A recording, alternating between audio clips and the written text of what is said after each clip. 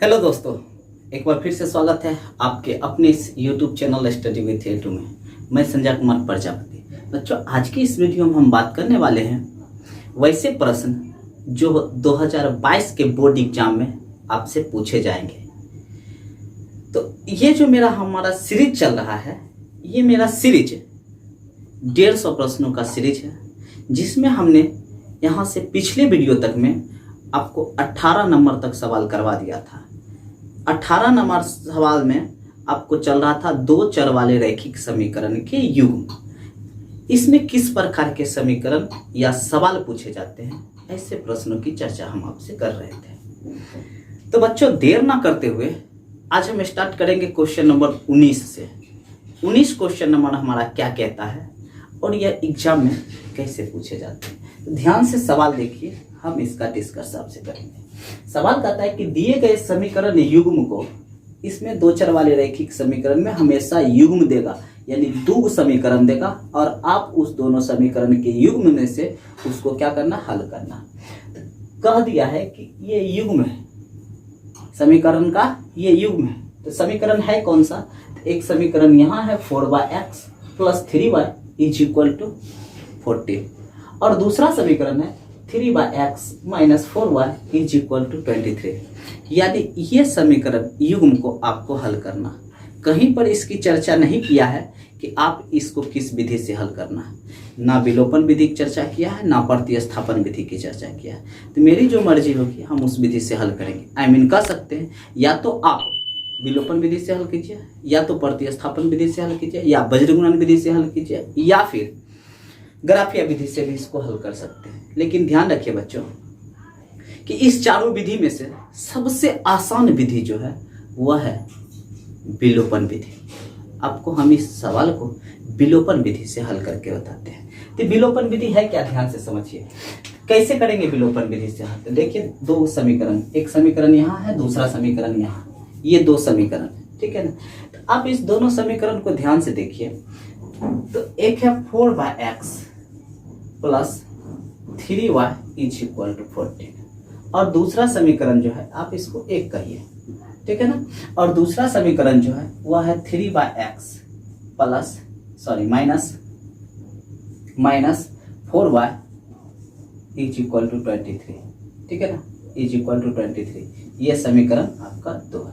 ध्यान से देखिए, अब इसको क्या करना है, विलोपन विधि से हल करना है। कैसे होता है विलोपन विधि, ध्यान से समझिए। विलोपन विधि में क्या करना बच्चों, हमको x का विलोप करना है। ये आपको डिसाइड करना है कि किसका विलोप करना है। यदि आपको x को विलोप करना है तो देखिए, x के ऊपर में यहाँ 3 है और यहाँ पे 4 है, तो उल्टा गुना कर दीजिए। इसमें अगर 4 दिख रहा है तो इसमें 4 से गुना कीजिए, इसमें 3 दिख रहा है तो इसमें 3 से गुना कीजिए। अगर आपको y को विलोप करना है तो इसमें देखिए कितना है, 3 है, तो इसमें 3 से गुना कर देंगे। इसमें -4 है तो इसमें -4 से गुना कर देंगे, तो y का विलोप हो जाएगा। तो हम यहाँ x को विलोप करके चलते हैं, x का हम विलोपन कर देंगे। तो x को विलोपन करने के लिए इस समीकरण में कितना से गुना करेंगे, 3 से, और इस समीकरण में कितना से गुना करेंगे, 4 से। तो ये बात हमको लिखना होता है, लिख देंगे। क्या लिखेंगे, लिखेंगे कि समीकरण 1 में 3 से तथा समीकरण 2 में कितना से, 4 से, 4 से गुना करने पर 4 से क्या करने पर, गुना करने। आइए बच्चों देखते हैं गुना कैसे करते हैं। तो जब इसमें 3 से गुना कीजिए तो 4 तिया 12 हो जाएगा। अब बटा नीचे में x प्लस है तो प्लस है, इसको 3 से गुना करेंगे तो 3 तिया 9 y = इसको गुना करेंगे 3 से तो 14 तिया 42। आप एक आगे बढ़ा दीजिए, ये समीकरण हो जाएगा 3।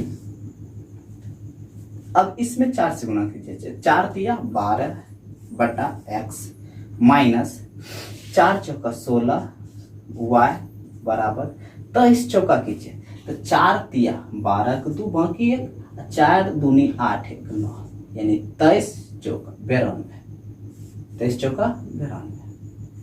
इसको मान लीजिए समीकरण 4, ठीक है। अब इस दोनों समीकरण को घटा लीजिए, क्या कीजिए, घटा लीजिए। हम लिख देंगे यहाँ डायरेक्ट घटा देते हैं। हम यहाँ लिख देते हैं कि दोनों समीकरण को क्या करने पर, घटाने पर, दोनों समीकरण को घटा रहे हैं तो घटाने पर क्या होता है बच्चा, साइन चेंज हो जाता है।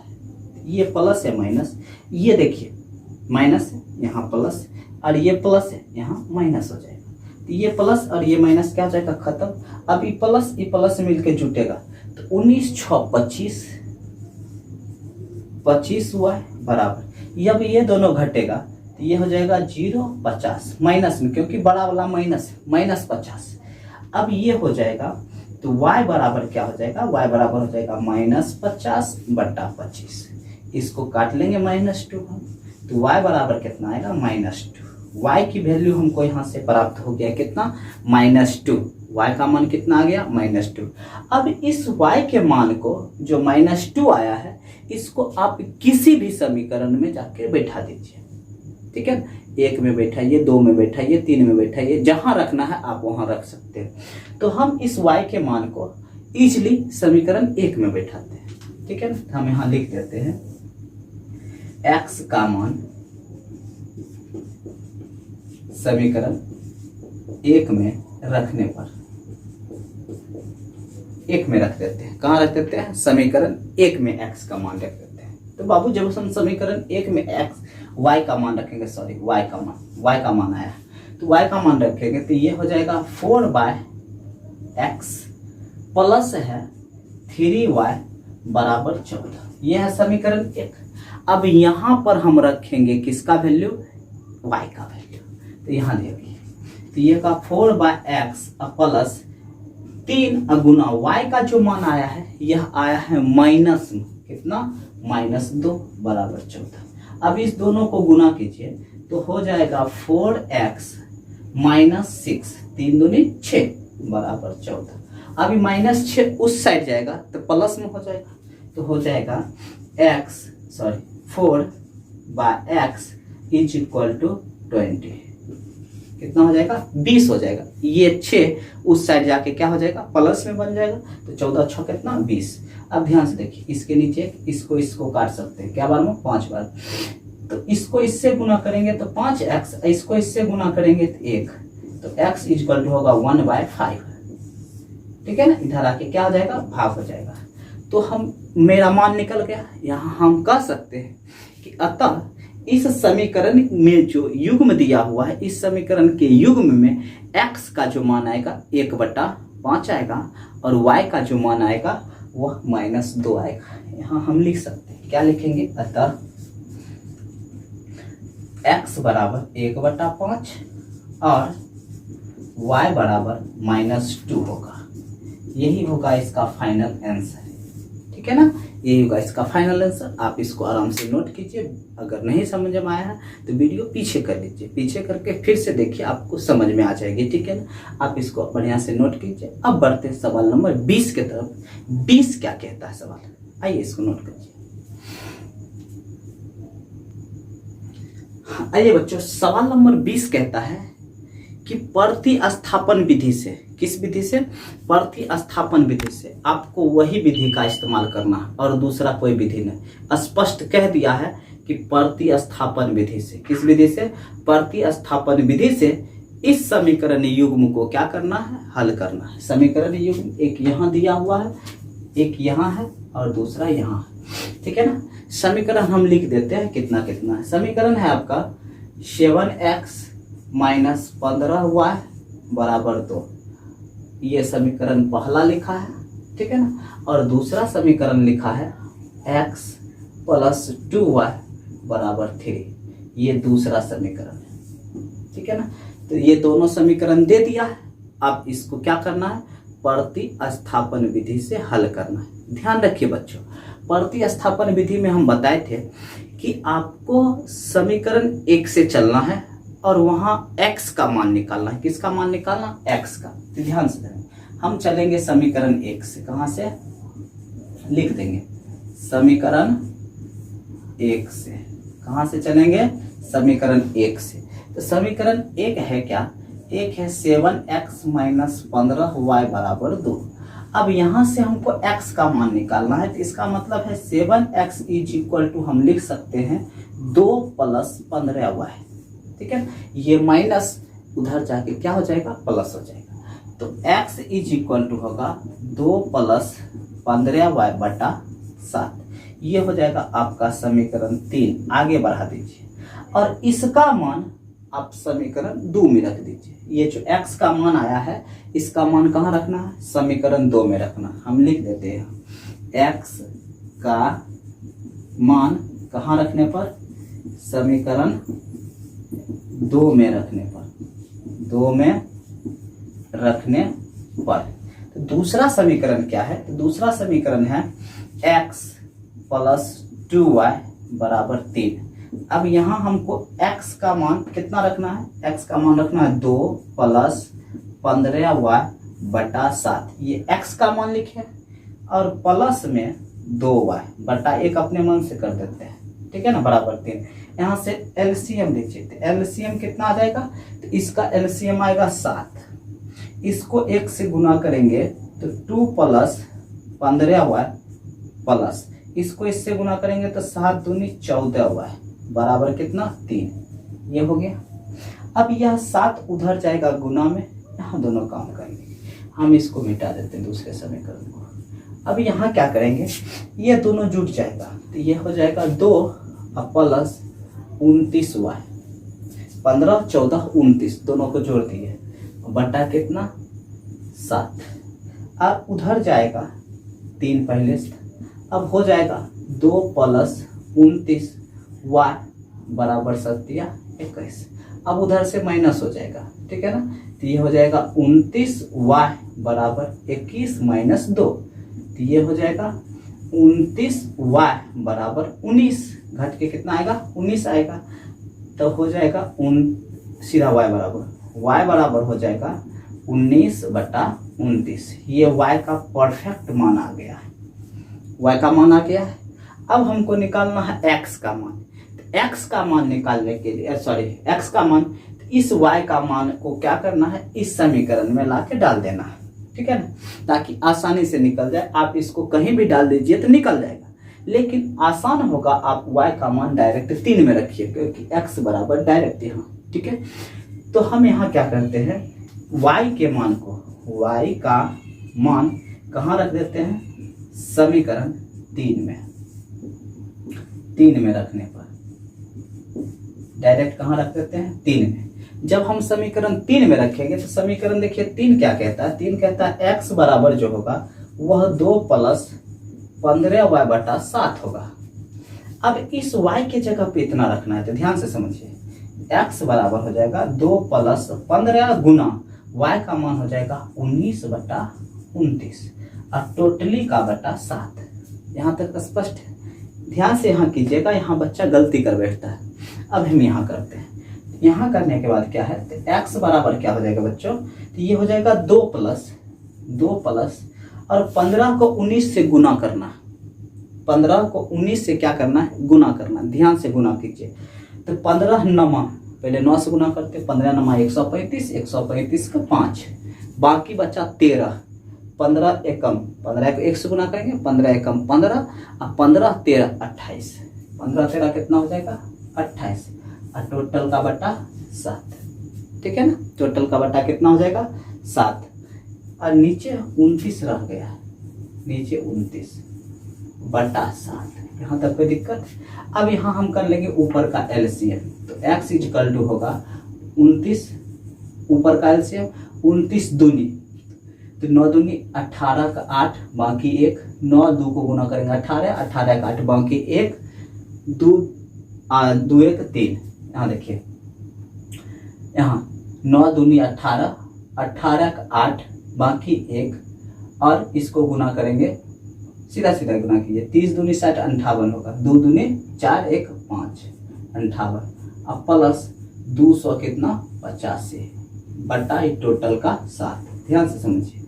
अब ये दोनों को जोड़ेंगे, 8 5 13 का 3 बाकी 1, 8 5 13 14 4 बाकी 1 2 1 3 बटा 29 और बटा 7। इसके नीचे 1 अपने मन से कर देते हैं। अब इसको पलट दीजिए, तो x बराबर क्या हो जाएगा बच्चों, x बराबर हो जाएगा 343 बटा 29 गुना 1 ऊपर जाएगा और 7 नीचे आ जाएगा। आप इसको काटिए 49 बार में क्या हो जाएगा, इसकी कहानी खत्म। तो x बराबर होगा 49 बटा 29। ये x का फाइनली वैल्यू है और यह y का फाइनली वैल्यू है ये। तो हम कह सकते हैं अतः x का जो मान होगा वह 49 बटा 29 होगा और y का जो मान होगा वह 19 बटा 29 होगा। यह सवाल परीक्षा में आपको कई बार पूछा है और बच्चा यहाँ आके इस सॉल्यूशन में आके गलती कर बैठते हैं। ठीक है, आप इसको गलती ना कीजिए, ऐसा हम उम्मीद करते हैं। आप इसको बढ़िया से रिवीजन करिए, बढ़िया से देखिए। ठीक है, उम्मीद करते हैं ये चीज़ आपको समझ में आ गई है। बढ़ते हैं नेक्स्ट सवाल की तरफ। 21 नंबर सवाल आप इसको उतार लीजिए।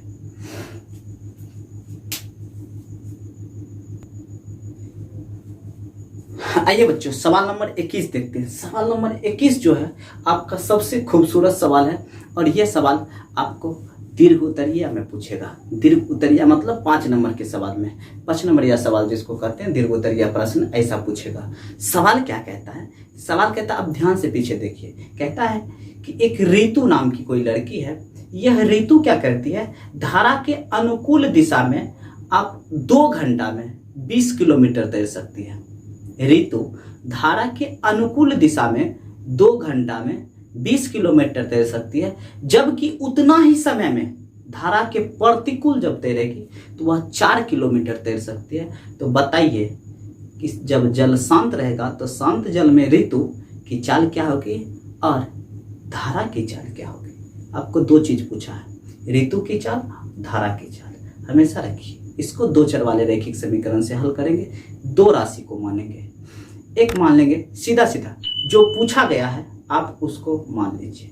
पूछा क्या गया है, तो पूछा गया है शांत जल में तैरने की चाल, धारा की चाल। आप इस दोनों चीज को मान लीजिए, शांत जल को मान लीजिए और धारा को मान लीजिए, और जो आएगा वैल्यू वही इसका क्या हो जाएगा, आंसर हो जाएगा।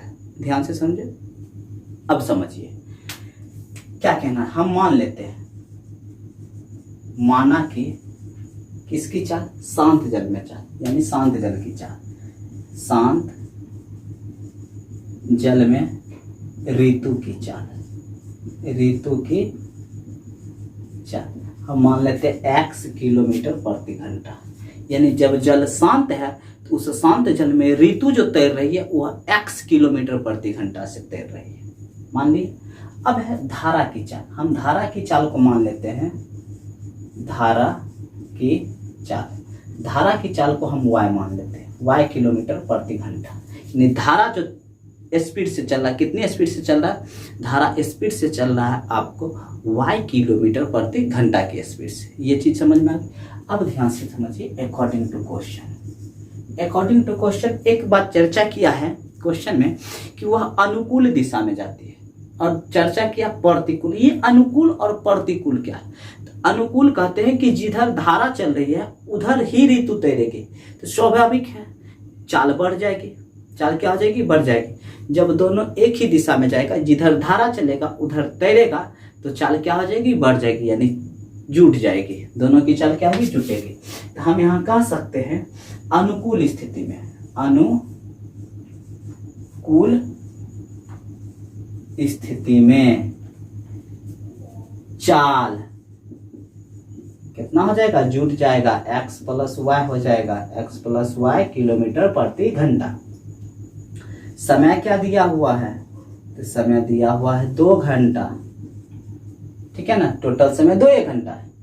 जबकि दूरी कितना तैरती है अनुकूल स्थिति में, अनुकूल स्थिति में दूरी तय कर रही है 20 किलोमीटर, 20 किलोमीटर प्रति घंटा, ठीक है, सॉरी 20 किलोमीटर, ये तो चाल हो जाएगी ना। चलिए अब बात करते हैं, इसका फार्मूला होता है समय बराबर दूरी बटा चाल, ठीक है ना। समय निकालने का फार्मूला होता है समय बराबर दूरी बटा चाल, ठीक है। तो समय को यहाँ हम 2 घंटा लिख सकते हैं बराबर, दूरी के यहाँ हम 20 किलोमीटर लिख सकते हैं, और चाल के यहाँ x प्लस वाई लिख सकते हैं, ठीक है। इसके नीचे 1 करके इसको 10 बार में काट लीजिए और कोना कोनी गुना कीजिएगा, तो x plus y is equal to कितना आएगा, 10। ये आपका मान लीजिए समीकरण 1।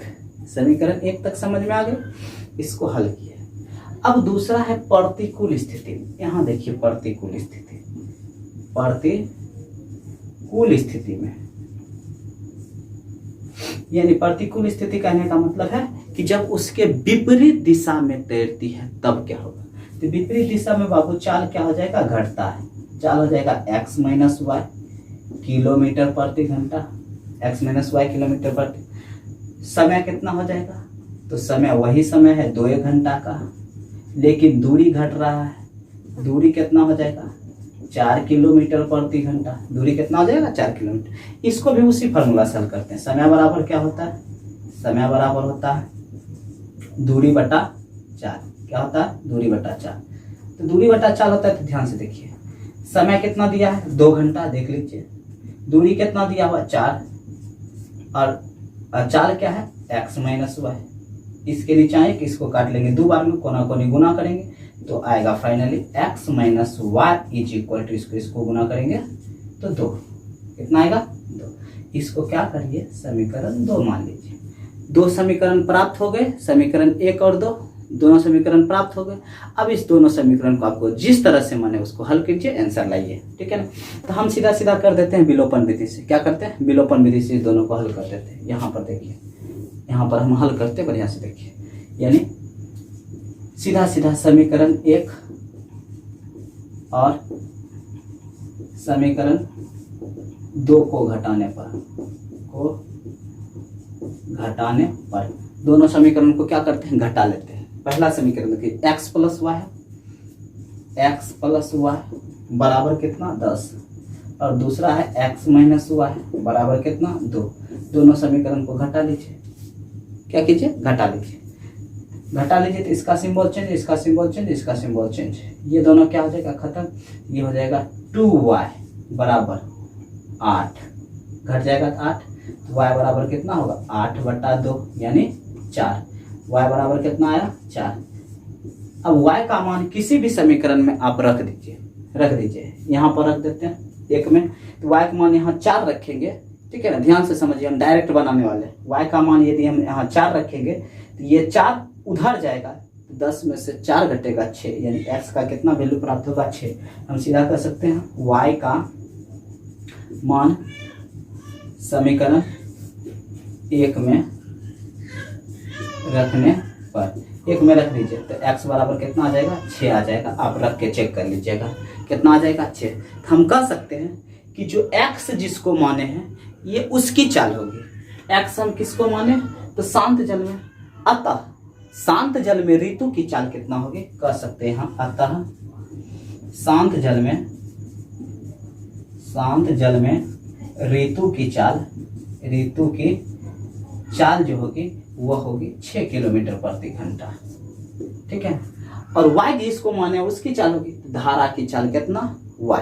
तो धारा की चाल कितना होगी, तो धारा की चाल निकलेगी, वह हो जाएगी 4 किलोमीटर प्रति घंटा। कितना, 4 किलोमीटर प्रति घंटा। फाइनली इसका आंसर हो जाएगा, आप इसको नोट कर लीजिए, ठीक है। मस्त सवाल है, काफी खूबसूरत सवाल है, कई बार एग्जाम में पूछे और बच्चा इससे परेशान हुआ, ठीक है। आप इसको नोट कर लीजिए।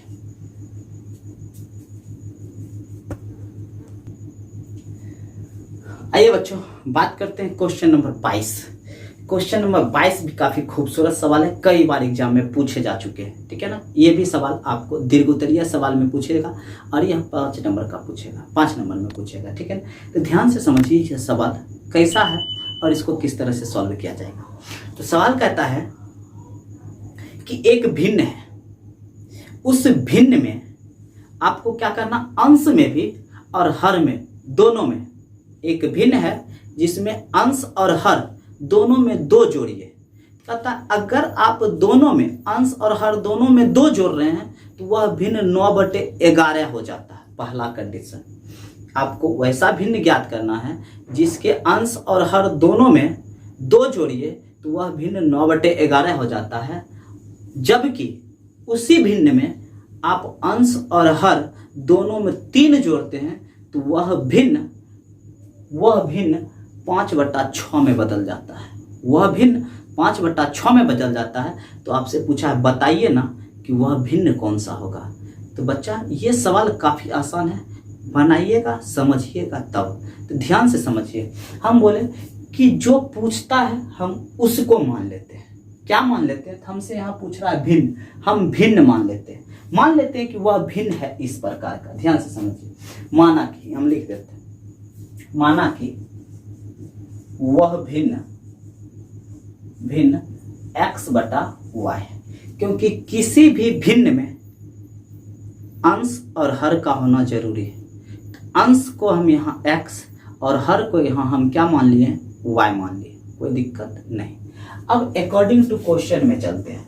क्वेश्चन में क्या कहता है? तो जैसा क्वेश्चन कहता है उस तरह से हम व्यवहार करेंगे। क्वेश्चन कहता है कि पहले अंश और हर में 2 जोड़िए, तो 2 जोड़ देते हैं, क्या दिक्कत है?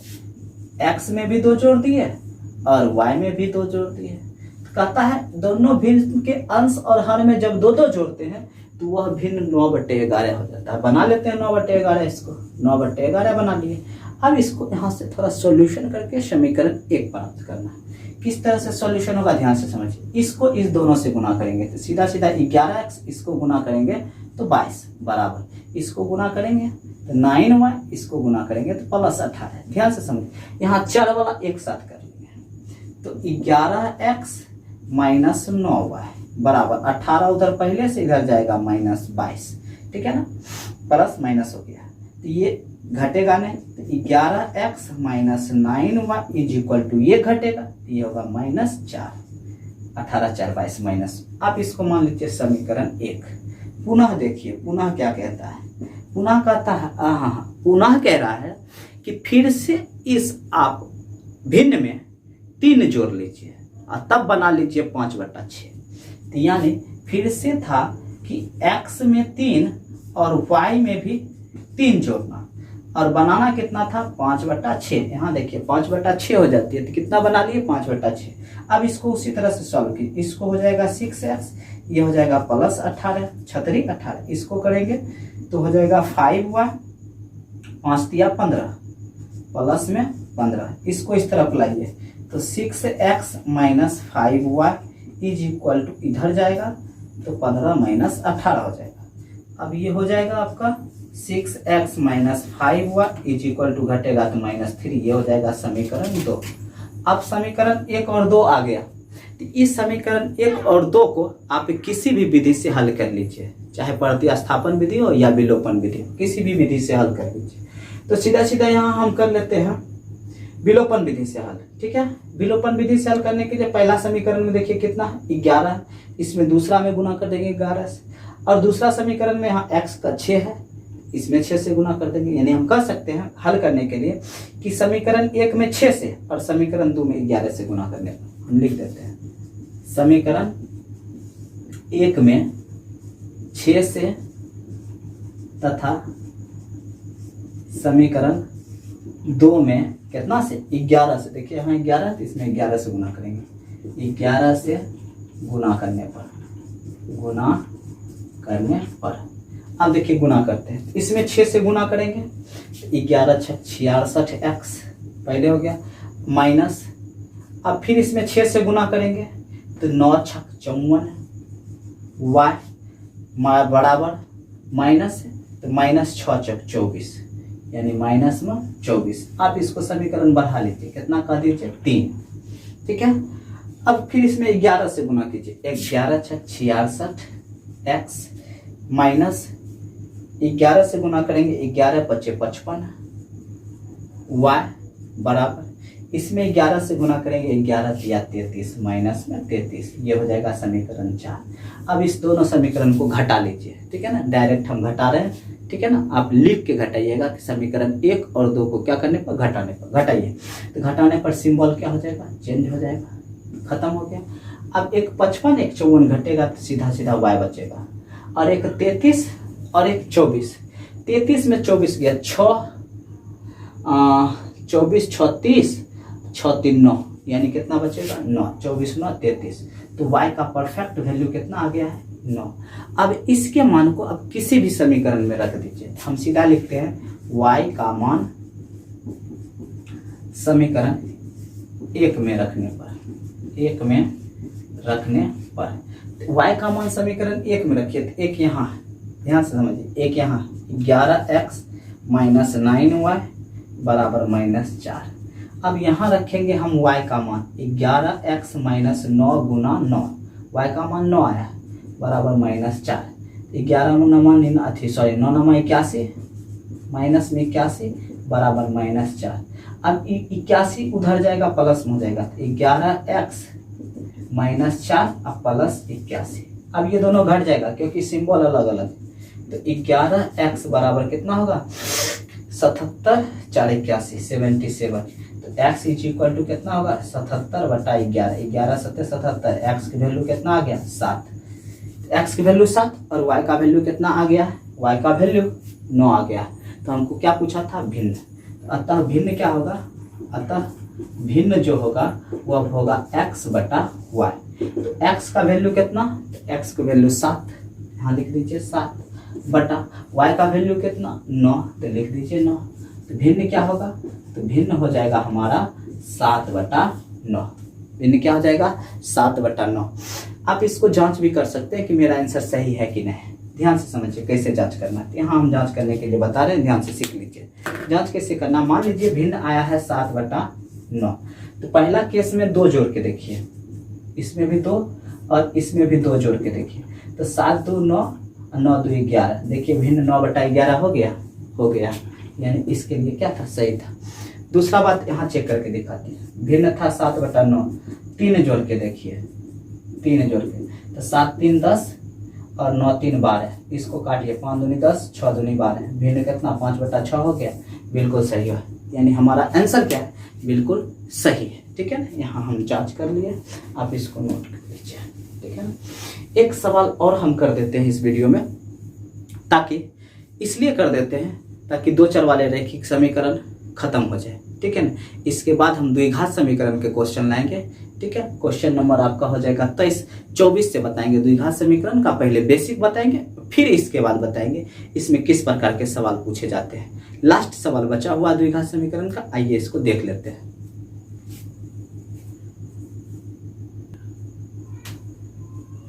आइए बच्चों, यह 2 चर वाले रैखिक समीकरण का आखिरी सवाल है, सवाल नंबर 23। सवाल क्या है, बड़ा खूबसूरत। क्या है सवाल, आप ध्यान से बोर्ड पे देखिए। सवाल, 2 मित्र है आपस में बातें कर रही है।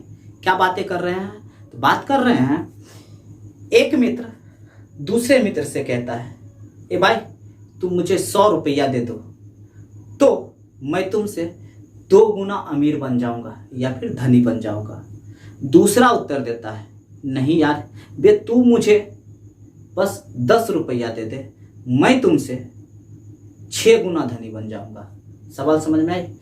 2 मित्र, एक मित्र से कहता है, यानी एक मित्र दूसरे से कहता है कि तुम भाई मुझे 100 रुपया दे दो, मैं तुमसे कितना 2 गुना अमीर बन जाऊंगा, धनी बन जाऊंगा। तो दूसरा उत्तर देता है कि नहीं, तुम मुझे मात्र 10 रुपया दे दो तो मैं तुमसे 6 गुना धनी बन जाऊंगा। तो बताइए कि दोनों मित्र के पास, यानी पहले के पास कितना संपत्ति है और दूसरे के पास कितना संपत्ति है। संपत्ति मतलब रुपया, कितना रुपया। आइए इस चीज की चर्चा करते हैं और बड़ा आसानी से समझते हैं, ध्यान से समझिएगा। तो मान लेते हैं यहाँ 2 है, तो एक जो पहले मित्र है उसको हम मान लेते हैं उसके पास x रुपया, और जो दूसरा मित्र है उसके पास y रुपया है। वेरी सिंपल, मान लीजिए, मान लेते हैं हल में, मान लेते हैं, माना कि पहले मित्र की संपत्ति, पहले मित्र की संपत्ति x रुपया मान लीजिए, और दूसरे मित्र की संपत्ति y मान लिए। एक x एक को y मान लिए, वेरी सिंपल।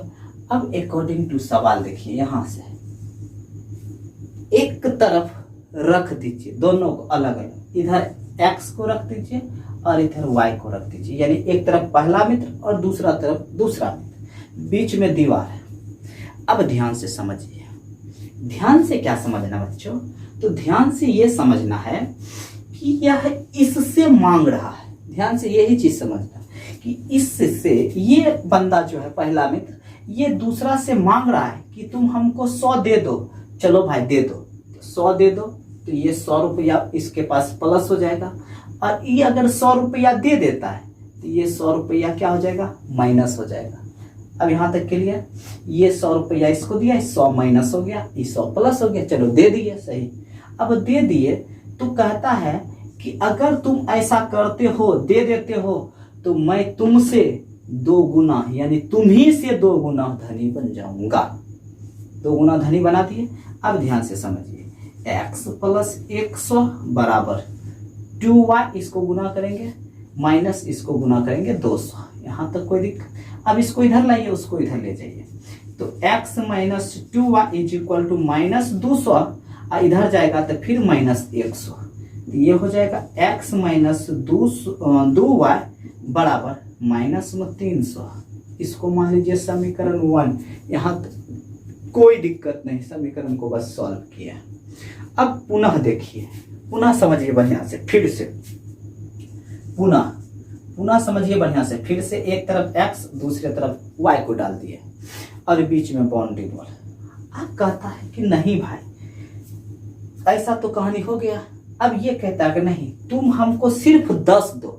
चलो 10 दे दिया, ये 10 प्लस हो गया और ये 10 क्या हो गया, माइनस हो गया। तो जब 10 प्लस हो गया, 10 माइनस हो गया, तो यह बंदा जवाब देता है कि मैं तुमसे यानी इस तुम्ही से, जो देने वाला है, जो दे रहा है, जो माइनस हो रहा है, उससे कितना गुना धनी बन जाएगा, 6 गुना। 6 से गुना कर लो, तो ये हो जाएगा 6x माइनस 10 छक्का 60 बराबर y प्लस 10। अब सबको एक तरफ कर लीजिए, ये हो जाएगा 6x minus y is equal to 10, इधर से आएगा माइनस 60, ये हो जाएगा 6x minus y is equal to minus 50। समीकरण 2 हो गया, 1 और 2। अब इसी 1 और 2 को तो हल करना है, हल करके आंसर लाइए। तो हल करते हैं किस विधि से, विलोपन विधि से। ध्यान से समझिए, पहला समीकरण में x है, इसमें 6 है, तो क्या करते हैं, इसमें 6 से, इसमें x से, यानी 1 से गुना कर देते, यानी समीकरण 1 में 6 से लिखते हैं, समीकरण 1 में कितना से, 6 से, तथा समीकरण इसमें गुना नहीं करते हैं, छोड़ देते। काहे, क्यों नहीं गुना करेंगे, क्योंकि 1 से गुना करने पर कोई इस पर प्रभाव नहीं पड़ेगा, इसलिए नहीं करते हैं। 1 से गुना करने पर सीधा सीधा 6 से क्या करते हैं, गुना, किसमें, 1 के में। दूसरा को हम छेड़छाड़ नहीं करेंगे, क्यों, क्योंकि यहाँ 1 है और इसमें 1 से गुना करने पर इस पर कोई प्रभाव नहीं पड़ने वाला है। That's it, clear. आप ध्यान से समझिए, इसमें 6 से गुना करते हैं, तो ये बंदा हो जाएगा 6x माइनस 6 दूनी 12y, ठीक है। और ये हो जाएगा बराबर 6 से गुना करेंगे 36 1800 माइनस 1800, ठीक है। ये हो जाएगा समीकरण आपका 3। अब समीकरण 2 और 3 को घटा लीजिए इजली, यानी समीकरण 2 और समीकरण 3 को क्या करने पर, घटाने पर। ध्यान से समझिए, घटाइए। तो समीकरण 2 है 6x minus y is equal to minus 50। समीकरण 3 है 6x minus 12y is equal to minus 1800। घटाइए, सिंबल चेंज होगा, ये खत्म। अब ये प्लस में हो जाएगा 11y, क्योंकि एक माइनस एक प्लस घटेगा, 12 में 1 y घटेगा, 11y बराबर। अब इसको घटाइए, यानी इसको घटाने पर 1750 बचेगा, ठीक है ना, 1750 बचेगा, ठीक है, 1750। तो y का वैल्यू 1750 बटा 11। आप इसको काट लीजिए, ठीक है ना, यहाँ तक नोट कीजिए।